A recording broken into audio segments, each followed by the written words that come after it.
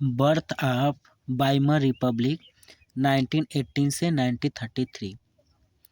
दोस्तों देखेंगे कि वाइमर रिपब्लिक का बर्थ कैसे हुआ। आफ्टर फर्स्ट वर्ल्ड वार, जो फर्स्ट वर्ल्ड वार हुई थी दोस्तों, जो 1914 से स्टार्ट हुई थी और 1918 तक चली थी। इसमें क्या हुआ कि जर्मनी डिफीटेड हो गया, जर्मनी की हार हो गई और उसके बाद वाइमर रिपब्लिक इस्टेब्लिश हुआ। वाइमर रिपब्लिक कब इस्टेब्लिश हुआ दोस्तों? 1919 में। 1919 में जो जर्मनी था वाइमर रिपब्लिक का जन्म हुआ।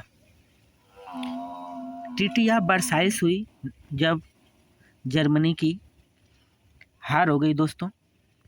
तो जर्मनी की हार के बाद, क्योंकि आपने देखा कि फर्स्ट वर्ल्ड वार में जर्मनी की हार हो गई और जर्मनी के हार के बाद जर्मनी जो था वाइमर रिपब्लिक 1919 में हुआ। उसके बाद ट्रीटी ऑफ वर्साइल्स हुई, जो ट्रीटी ऑफ वर्साइल्स 1919 में हुई। इसमें क्या हुआ कि जो जर्मनी था उस पे हार्श टर्म जर्मनी पे लगाए गए, इम्पोज किए गए बहुत। और इसमें क्या क्या था कि जर्मनी ने अपनी जो टेरिटरी थी उसको भी लॉस किया। वार गिल्ट क्लॉज, पूरी लड़ाई का दोषी जर्मनी को माना गया। हैवी रिपार्टेशन जर्मनी को झेलना पड़ा। तो जर्मनी को वर्साइल्स ऑफ ट्रीटी जो हुई 1919 के बाद हुई, एलाइज कंट्री जो जीती थी वार को, उन्होंने जर्मनी पे हार्श टर्म इम्पोज किए जर्मनी पे फर्स्ट वर्ल्ड वार के बाद ट्रीटी ऑफ वर्साइल्स करके। डेमोक्रेटिक गवर्नमेंट, अब उसके बाद जर्मनी रिपब्लिक हो गया था, वहाँ पे इम्पीरियलिज्म जो मोनार्की थी वो ख़त्म होकर वहाँ पे डेमोक्रेटिक गवर्नमेंट बन गई थी। और जो वो डेमोक्रेटिक गवर्नमेंट बनी थी दोस्तों, उसको बहुत सारी चीज़ें फेस करनी पड़ी। उसमें इकोनॉमिक क्राइसिस फेस करनी पड़ी, क्योंकि ट्रीटी ऑफ वर्साइल्स के बाद बहुत सारे हार्ड डिसीजन एलाइज कंट्री ने जर्मनी पे लिया था। जर्मनी की इकोनॉमिक कंडीशन ख़राब हो गई थी, तो जो डेमोक्रेटिक गवर्नमेंट बनी उसको इकोनॉमिक क्राइसिस भी फेस करने पड़े। जर्मनी में पॉलिटिकल इनस्टेबिलिटी थी, ये भी डेमोक्रेटिक गवर्नमेंट को फेस करनी पड़ी।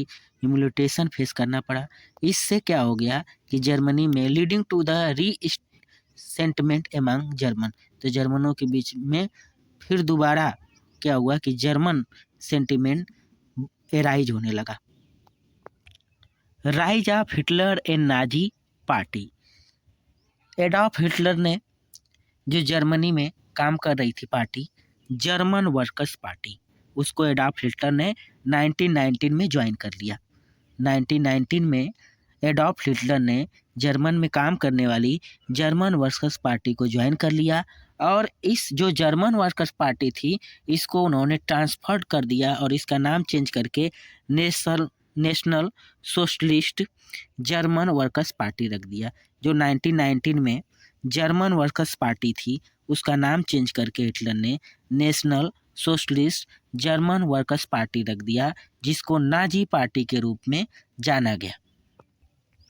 1923 में हिटलर ने कूप करने का प्रयास किया, जिसे बियर हाल पुश कहा गया, लेकिन इसमें हिटलर फेल्ड हो गए और उनको इम्प्रिजमेंट हो गया, जेल हो गया।